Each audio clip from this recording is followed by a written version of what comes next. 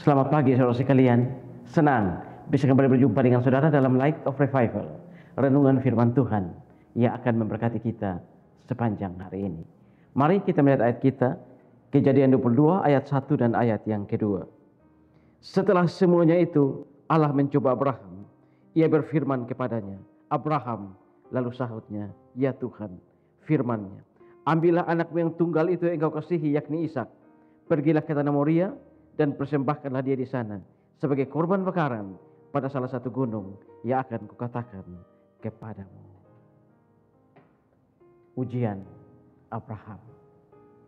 Saudara, perintah Tuhan yang datang kali ini kepada Abraham, ini bukan perintah yang mudah. Karena perintah ini datang, Tuhan meminta Abraham untuk mengorbankan anaknya yang tunggal. Saudara-saudara, ayat kita tadi mengatakan, setelah semuanya itu, setelah semua kebersamaan Allah bersama Abraham, setelah Abraham memenuhi panggilan Tuhan untuk pergi ke satu negeri yang akan dikatakan oleh Tuhan kepadanya, yang akan diberikan Tuhan kepadanya, Abraham berjalan sebagai seorang musafir dari satu tempat ke satu tempat. Dan ada begitu banyak hal yang Abraham alami karena mentaati firman Tuhan. Setelah semua yang Abraham alami bersama Allah, sekarang perintah ini datang kepada Abraham. Ambillah anakmu yang tunggal itu yang engkau kasihi, yakni Ishak. Pergilah ke tanah Moria dan persembahkanlah dia di sana sebagai korban bakaran pada salah satu gunung yang akan kukatakan kepadamu. Saudara-saudara, ini bukan perintah yang mudah. Ini perintah yang sulit. Karena Abraham harus mengorbankan anak laki-lakinya yang begitu dikasihinya. Tetapi kita bisa melihat bahwa di sini sekali lagi Abraham taat kepada firman Tuhan. Abraham taat kepada Allah sesembahannya.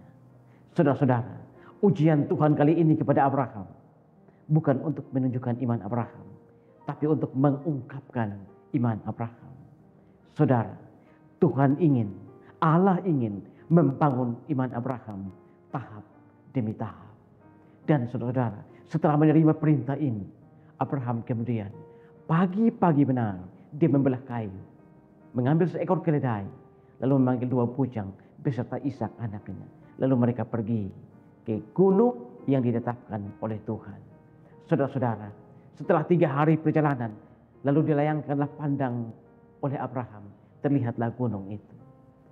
Dan Abraham menyuruh kedua bujangnya untuk tinggal di situ. Dia dan Ishak akan naik ke gunung itu. Saudara-saudara, di tengah perjalanan, Ishak bertanya kepadanya, "Bapa, di sini sudah ada api dan kayu, tapi di manakah anak domba yang akan dijadikan korban bakaran?"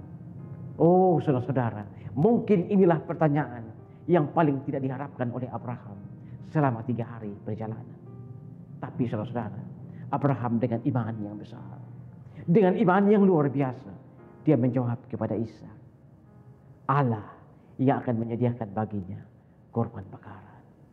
Saudara-saudara, sebenarnya kisah Abraham dan Ishak ini adalah tipologi dari Yesus Kristus. Kehidupan Ishak menunjukkan bahwa ada kesamaan antara Ishak dan Tuhan Yesus. Keduanya sangat dikasihi oleh Bapaknya. Keduanya dikorbankan di gunung yang sama.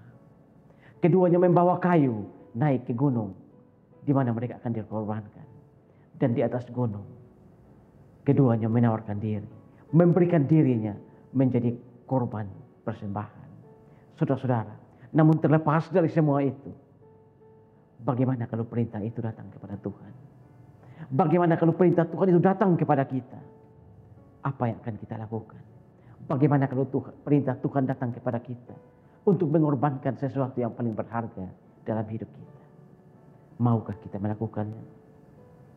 Saudara, pagi ini milikilah iman seperti iman Abraham.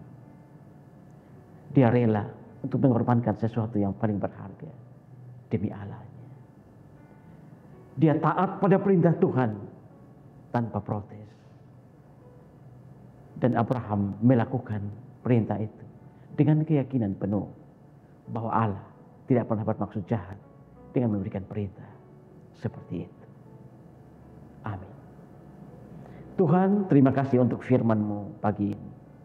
Kami belajar dari kisah Abraham yang akan mengorbankan Ishak.